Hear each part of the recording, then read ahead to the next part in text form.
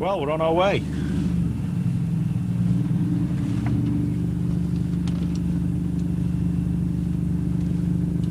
This is the mighty Sutton Tunnel Junction, is it? This is actually a Seven Bridge Junction, or English Bridge as it's commonly known locally. Coming in earlier on, I see they're actually starting to build on the side of the old steam shed. Coming in, you'll see it as we go out.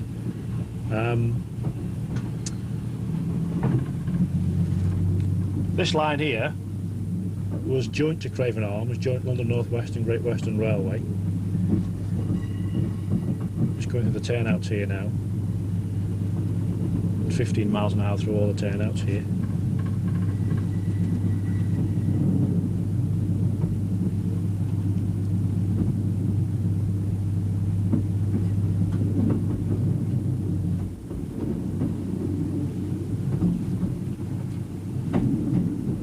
Many years ago there was a small box, was it English Bridge Junction?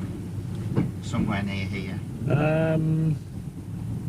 Before my time in this area. Coleham box, wasn't there? Yeah, Coleham round the corner, yeah, that's right, where the old shed used to be. That's right. Yeah, you'll see them building on the site of the old shed now. They're actually starting to build something. There's bulldozers there and on track machines, on JCBs and the like, rather. Yeah, the next box now is Sutton Bridge Junction. And of course the line behind Sutton Bridge went to Kidderminster and the Severn Valley Railway.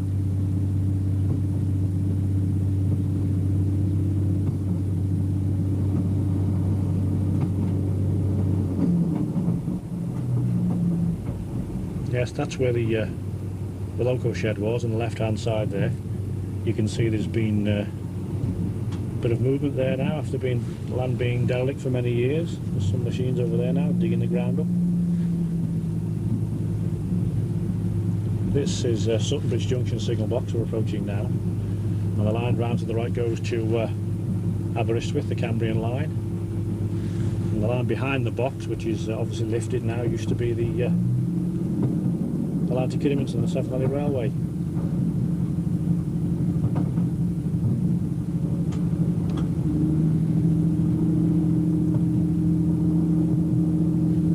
We're climbing now up to Bayston Hill, which is a quarry which was used by BR up to about 5 or 6 years ago for stone, but although the rail connection is still there, we don't have any traffic from there any longer.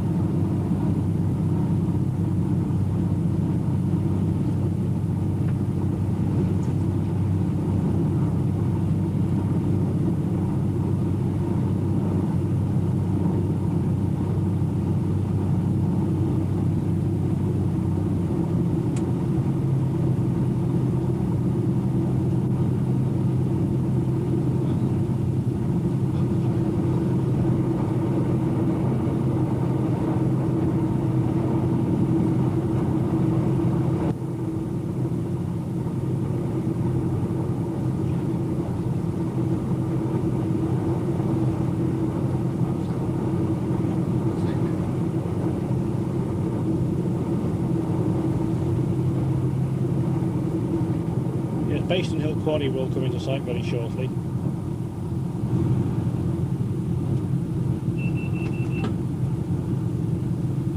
This service, by the way, is 11:12 from Shrewsbury to Swansea.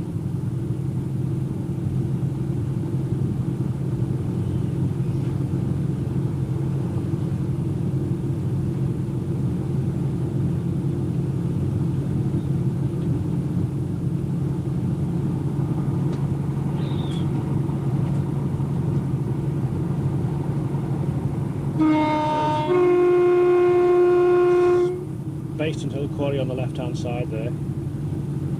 This is actually the down line here at the moment.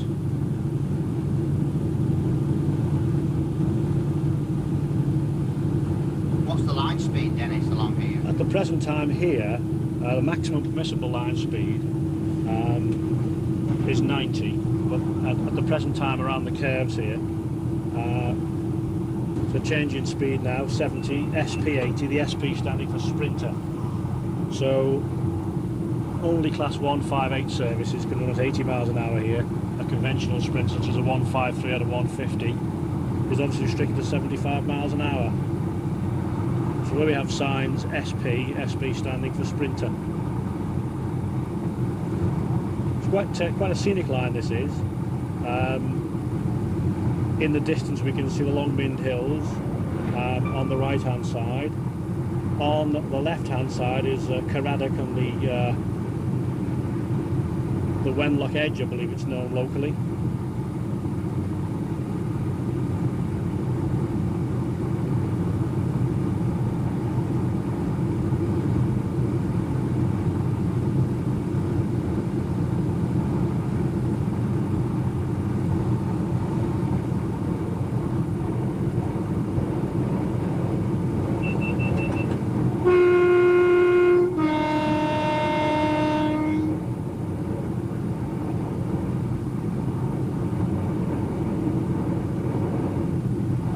On the left hand side here now is the site of Condover Station.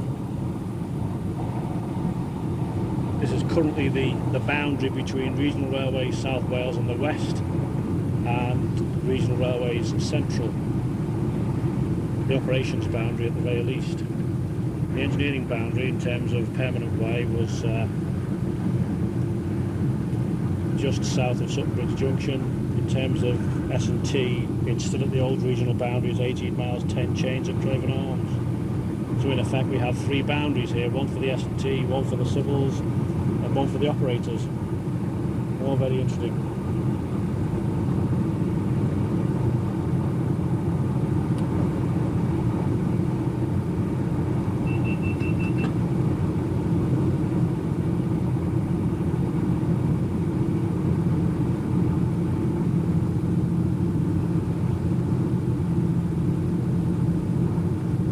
Approaching Dorrington.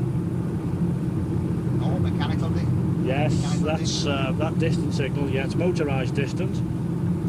Still some excellent examples of lower quadrant distance on this line. That's motorised, as was the up distance for Sutton Bridge Junction. This will change quite considerably over the next few years because there are plans to build a bypass, a Dorrington bypass, which will follow the track formation on the left hand side there and take a bridge over the railway by the distance which we've just seen. So the tranquil layout here will change considerably if plans go ahead to build the road.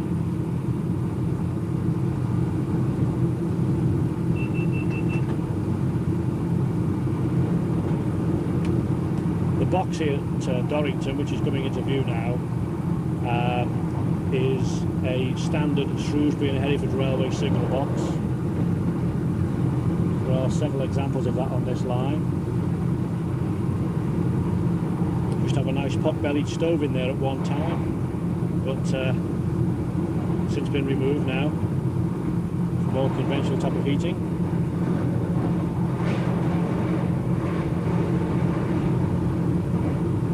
We're actually climbing now, quite a gradient from here now.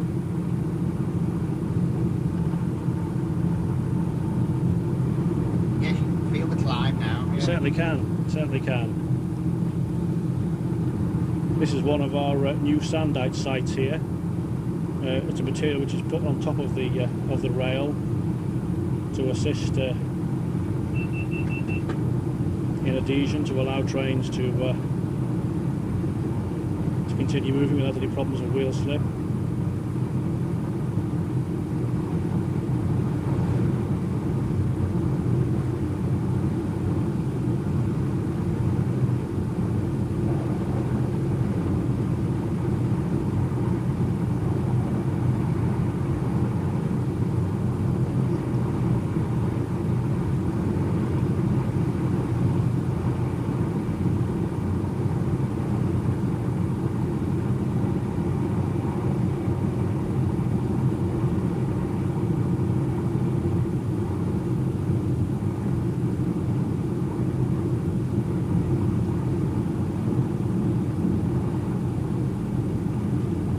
mountain in the distance there on the left hand side, probably not true to call it a hill. I suspect the locals will be telling me upset if I called it a hill. I believe that's Caradoc. I've got no doubt to anybody who's listening to this tape, they'll no doubt correct me if it isn't, but I do believe it's Caradoc. Part of the Wenlock edge, as they call it. It's a lovely part of the world around here. Very nice indeed. It's got qualities in the winter as well as summer here.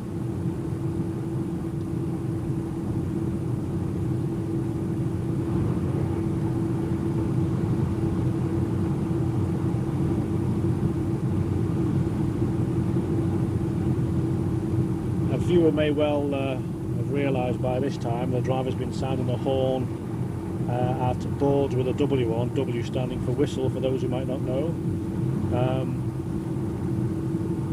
Why we've not changed these over to the likes of SH sound horn, in other words, all conventional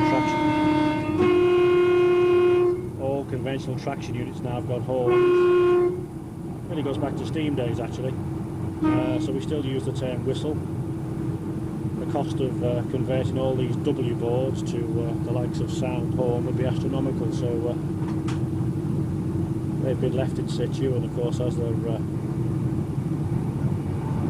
replaced and required to be put in new locations, we still use the letter W, simply because of course it's part of railway history really.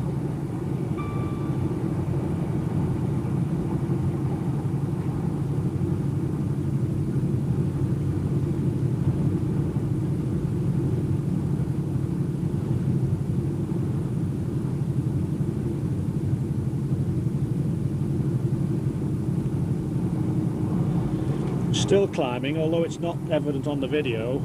Listening to the engine of this unit, we're still climbing now. We're on the approach to Church Stretton at the present moment.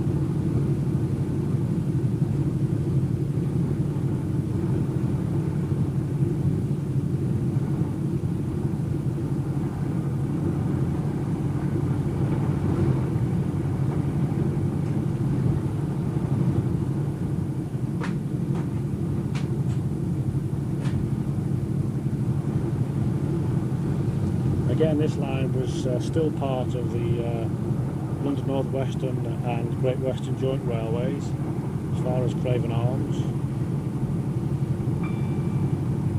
Now this is the distance for Church Stretton, is it? This is the distance now for Church Stretton, yes. Of course the box is switched out now at Church Stretton. It's not normally open. There's a crossover there which is very useful for the likes of single line working when necessary, but the box itself is now unmanned, except with the approval of the local operations manager, or S&T testing, or of course emergency engineering work. Again, we're still climbing, although from the driving cab of a Sprinter it doesn't feel like it, but we certainly are. A fact that will become more evident possibly on the film once we leave Church Stretton station. What's rather interesting here is that there was a loop here, a down loop line, which has been taken out of use now for many years and been lifted. It was used many years ago for special services from crew when locals were coming down here with shakedown runs, locals that have just been built or repaired at crew works, either steam or diesel, and they'd come down as far as Stretton for shakedown trials, and they'd be looped here. Just approaching the signal box now, there's an interesting water column here, or a water crane, which has been here for many, many years, out of use. The surprising thing is, of course, that no enthusiast organisation has tried to purchase this. There it is on the left hand side there. Here's the box, which, as I say, is now closed, or technically not manned any longer, except for the reason which I said previously. Here's Stretton station now. It's over 900 feet above sea level here, so it's quite a height. Directly in front of us now is Stretton Bank. Perhaps it can be seen on the video, but it's certainly a climb up here. How will he get the token now at Craven Arms? Pardon? How does he get the token at Craven Arms? He stops outside the box and just leans out the window. Oh, yeah. So what you'll have to do really is, there's really no way you can put the camera in the cab, obviously. You'll just have to zoom in when he comes down. The signal should be at the bottom of the steps when we run in, you know. Film it from... You're going to do that? Yeah, but we'll film it from the crossing. From the crossing at some time, that's right. And splice it in, yeah. Okay. Splice with this. You don't? Oh, sorry about that. I'm showing my age now, mate. Digital editing. Oh, sorry about that. Oh dear, oh dear. Digital editing. Digital editing, Christ. What? So you've got a fine mixture of upper and lower quadrant. Yeah, well, obviously, the reason why you've got a mixture now is because lower quadrants just can't be replaced like for like now. No. You know. We're now climbing Stretton Bank now, so this little 153 is making what you might call a spirited effort. For those purists, the number of the unit is 153305. 52305 is the actual car number. Because when they were actually split from 155, we had what was called a 57 end and a 52 end, and this happens to be the 52 end. So it's making a spirited run up the bank here at the moment.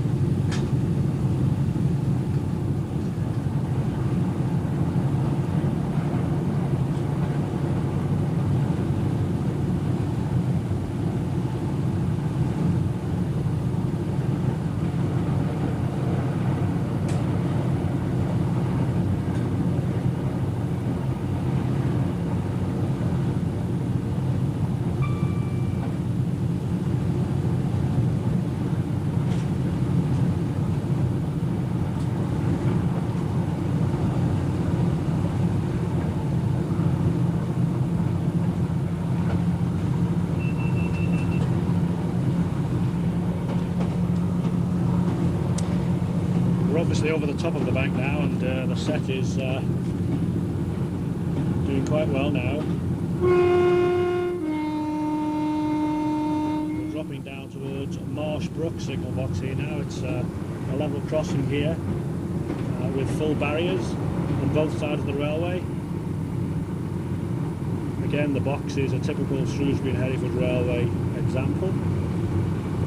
Again, we'll see very shortly an upper quadrant stop signal. When the barriers were replaced here some years ago, the semaphore signals on both sides of the line were also replaced, and we have upper quadrants on both sides of the line now. There's the box, Marsh Brook.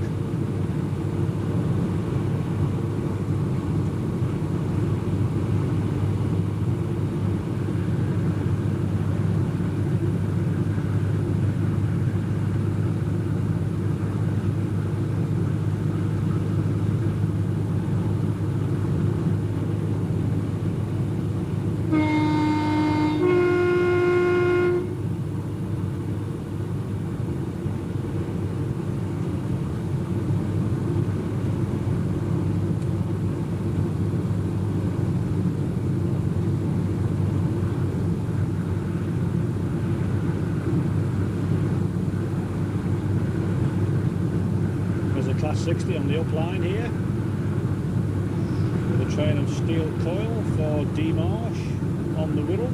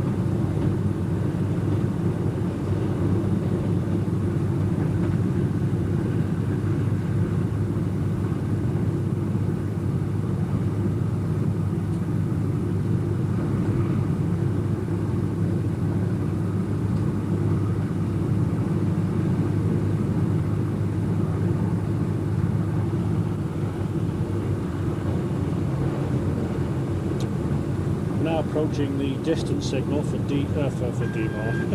for Craven Arms.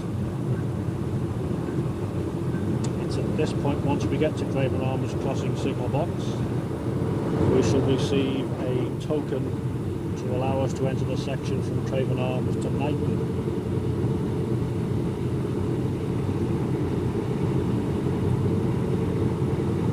The driver's braking at this point because obviously the stop signal will be at danger. Will be then brought in quietly to the signal box to pick up the token. The whole route down to Pantyfinnan is actually controlled from Pantyfinnan signal box now. The system of signalling is known as NSTR, no signalman token with remote crossing loops. And we'll see this develop as the journey proceeds. It's possible to see this home signal just above the bridge here. It's quite a high one because of driver sighting purposes.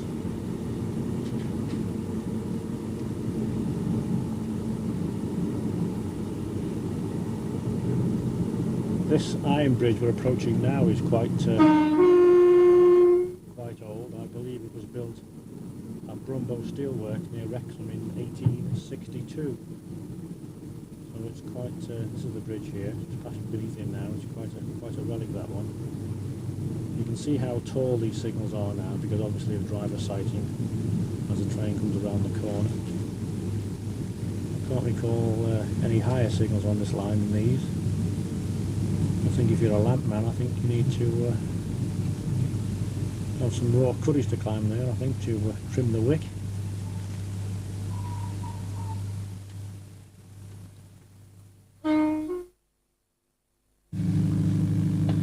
Right, as you can see, the stop signal's being cleared now, so this is actually the outer home signal.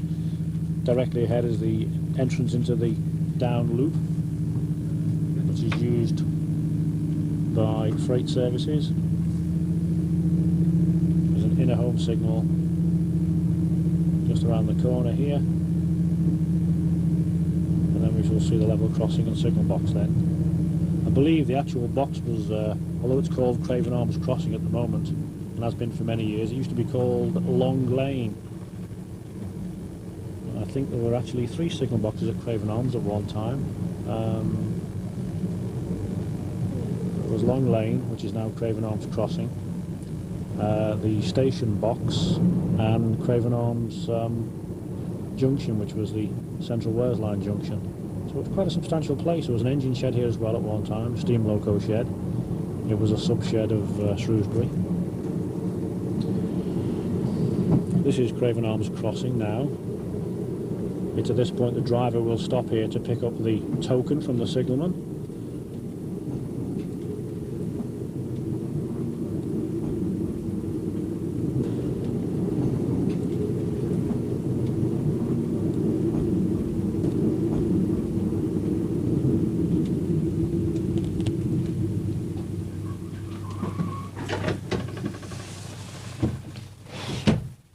The driver's just dropping the window now to pick up the token from the signalman.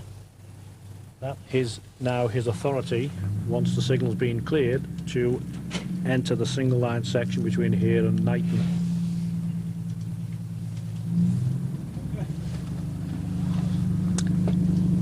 So what we will do now, of course, we're proceeding in the down direction. We're about to pass through the crossover between the up and down lines, so at this point we will pass through the crossover and travel down over the up main line for a short distance into the platform, and then once we leave Craven Arms Station onto the Central Wales line proper.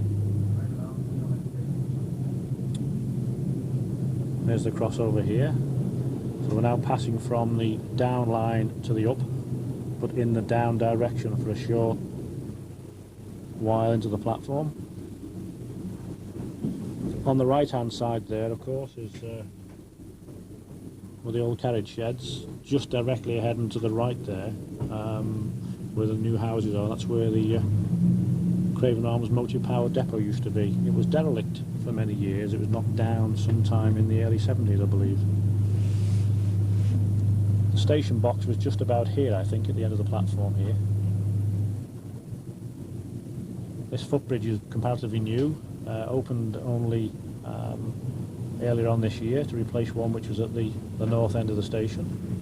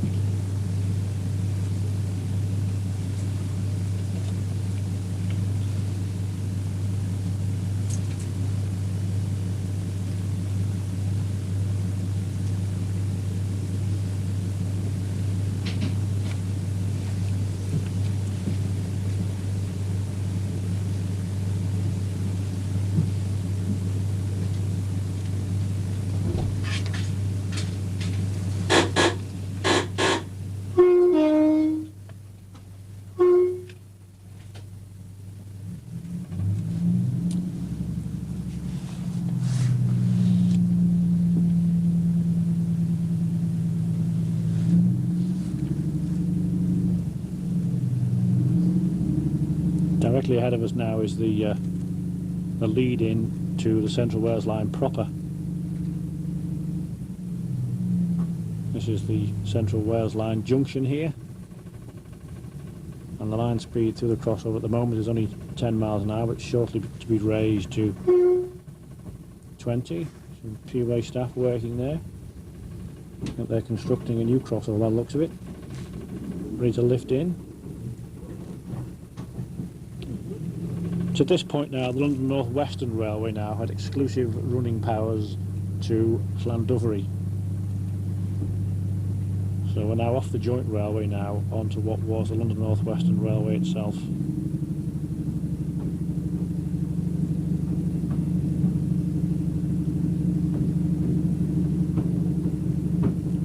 So this is the start of the Central Wales line journey proper now.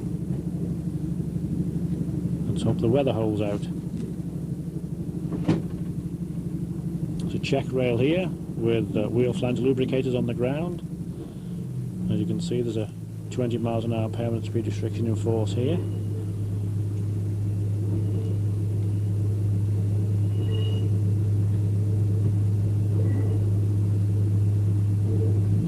The maximum permissible line speed on the Central Wales line is 60 miles per hour. As we will see as the journey progresses, there are many permanent speed restrictions in force on the line now for a variety of reasons.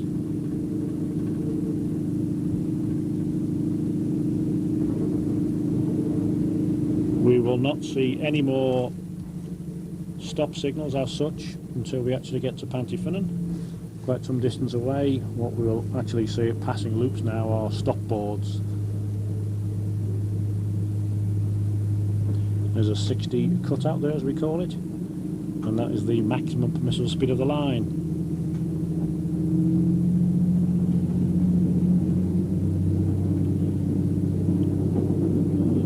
The Permanent Way Department have done some excellent work on this line over the past few years. We can see now there are a number of timbers or sleepers have been replaced. all done by hand manually. So the Peeway lads at Knighton, Landod and elsewhere have done an excellent job on this line, no question about that.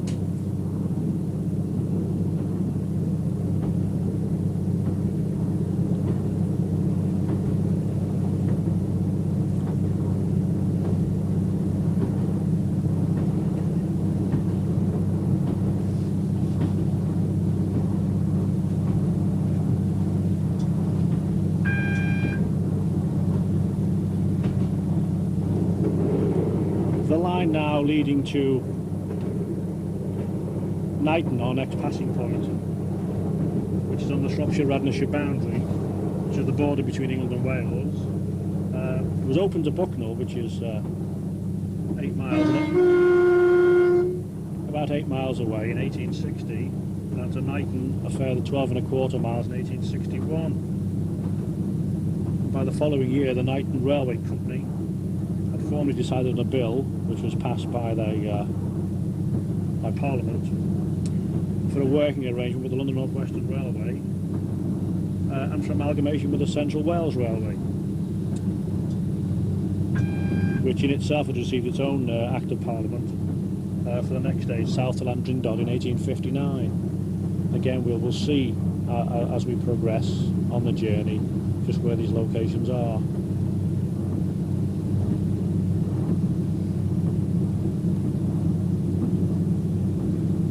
At the present moment, there are only 4 through trains a day in each direction on the Central Wales line.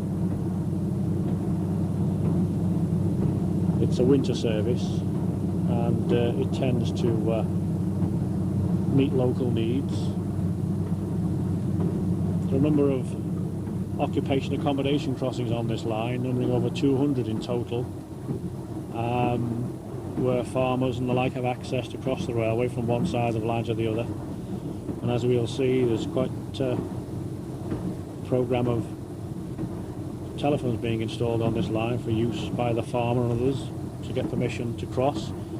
Although what's interesting, of course, is that when they use a telephone, they speak to the signalman at Pantyfinnan and not the signalman at Craven Arms. Well, now the whole route is controlled by the signalman now at Pantyfinnan.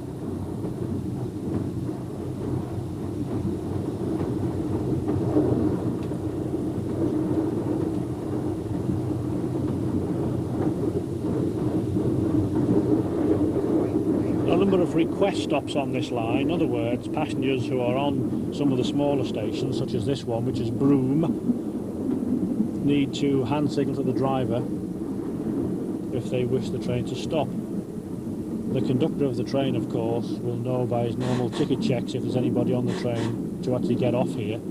If there isn't, he'll give the driver a signal, and the driver then will keep a sharp lookout as he approaches the station to make certain that there's nobody in the small waiting shelter. There's obviously nobody here today, so we can pass through the station without actually stopping. So Broome is a request stop.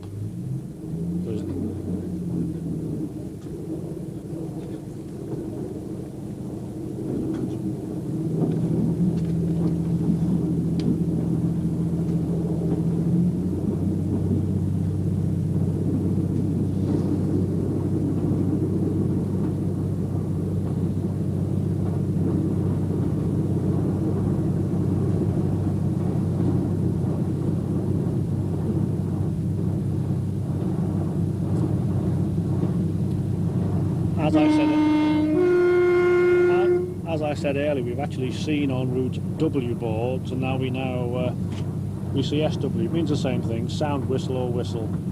The W circular boards now are the newer generation type board, normally reflective, whereas that board we've just passed there now is cast iron and goes back to steam days. Been there for many years, so it actually means the same thing.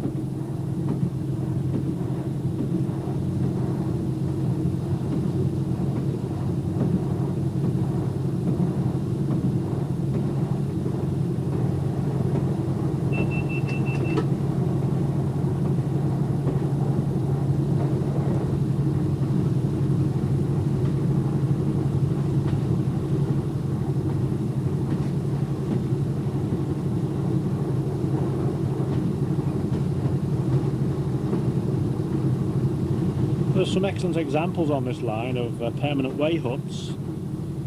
I'm surprised that there's been nobody, at least well, not to my knowledge anyway, who's kind of does any research on these things. Simply because that I think of the past now in most cases, because the permanent way gangs have got road vehicles now, they're mobile gangs rather than static gangs. And a lot of these huts have fallen into disarray, but in their own way they're quite fine structures really.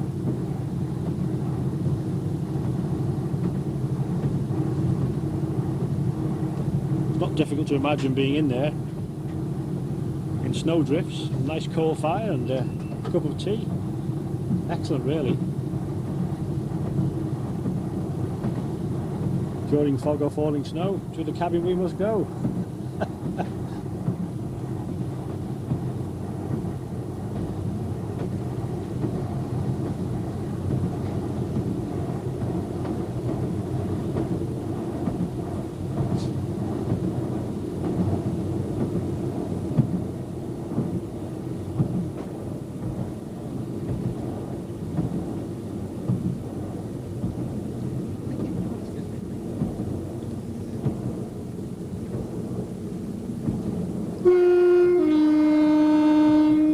Now approaching our next request stop, which is Hopton Heath. Again, the driver's slowing down now just in case anybody on the platform wants to join the train.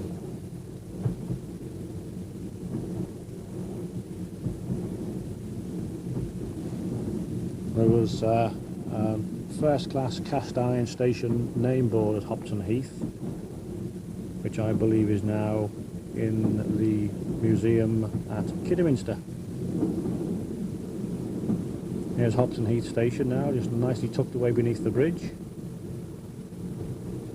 Can't see anybody on the platform at the moment. Well, there is a small shelter on the other side of the arch bridge here. It's always wise to slow down just in case there is somebody here. No, there's nobody there and nobody to get off, so we can proceed through Hopton Heath Station.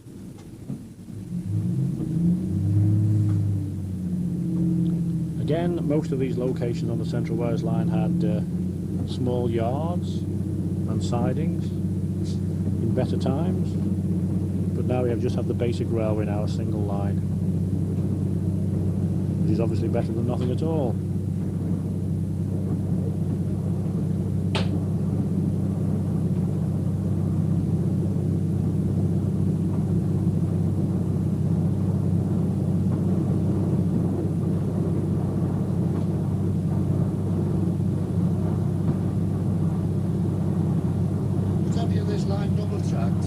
Yes, yes it was. It was not a single line, you know, throughout the railway. It's been double track in several locations. I believe it was double track to Knighton, although again, you know, the local experts really better judged to tell you about that than I am, not being a local. But yeah, to answer your question, it was not always a single line of railway. As I've just said now in the commentary, it's just a basic railway now, really.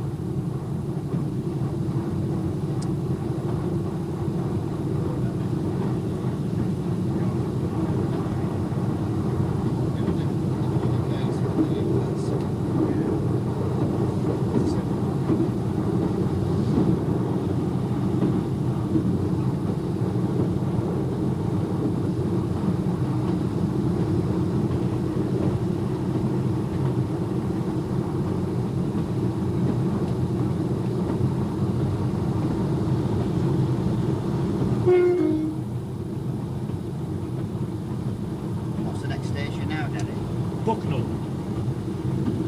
quite a substantial station house at Bucknell. Yeah. Now that's an automatic crossing. It's an automatic open crossing, locally monitored by the driver, yes. Yes. The term AOCL, automatic open crossing, locally monitored, and the man who monitors it locally, of course, is the train driver as he approaches it.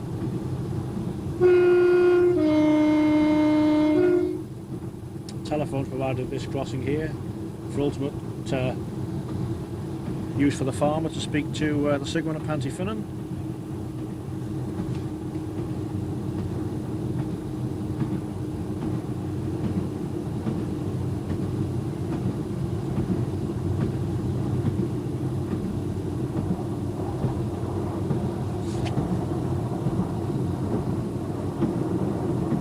Another example of a permanent way hut on the left hand side there.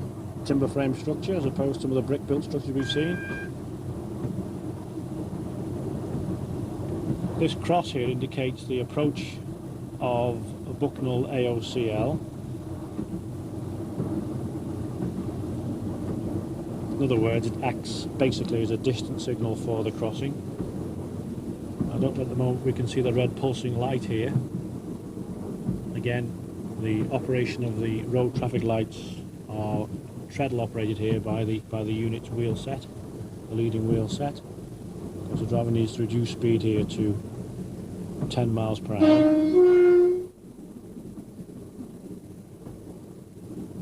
Again, quite an extensive yard and goods shed here at one time. We may well just be able to see the pulsing light. There's the first treadle.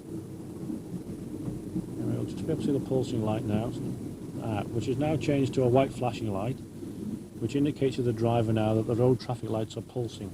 It's a road user. In other words, the road user will now see red lights pulsing to indicate to them to stop. We're now braking now for the 10 miles an hour. So the 10 miles an hour restriction over the crossing. So the white flashing light indicates to a driver that the road lights are pulsing.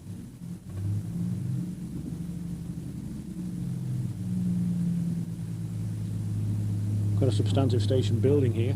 It's now a private dwelling. Very nice it is too.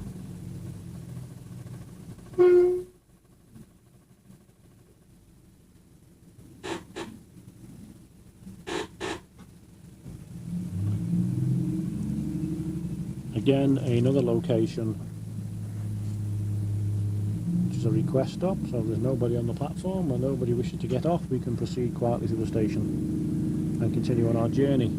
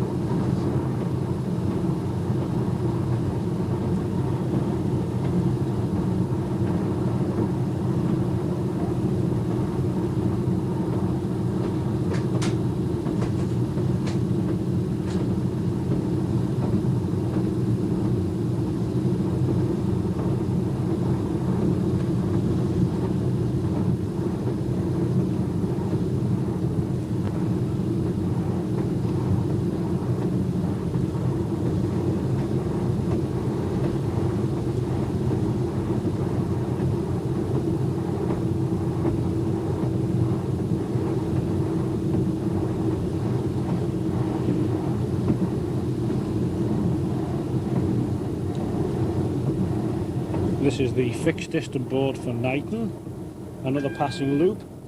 It's at this point the driver will, once we get into the platform, give up the token for the Craven Arms Knighton section and receive the token for the Knighton to Landry and Dodwell section. It's known as a passing loop here. This was opened only a few years ago, or reinstated would be the better term.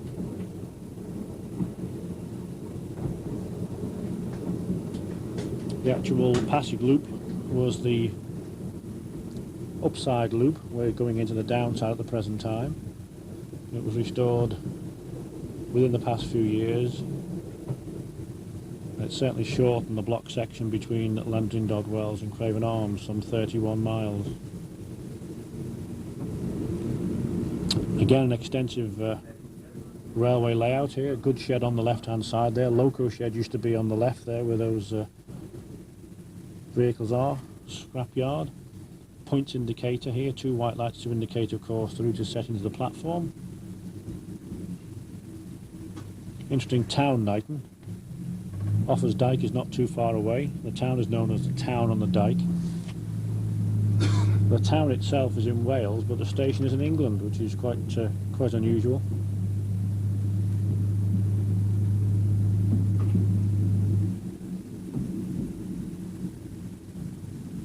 So to this point now the driver will, once we stop, will exchange the token and receive another from here to Landry and Dodwells.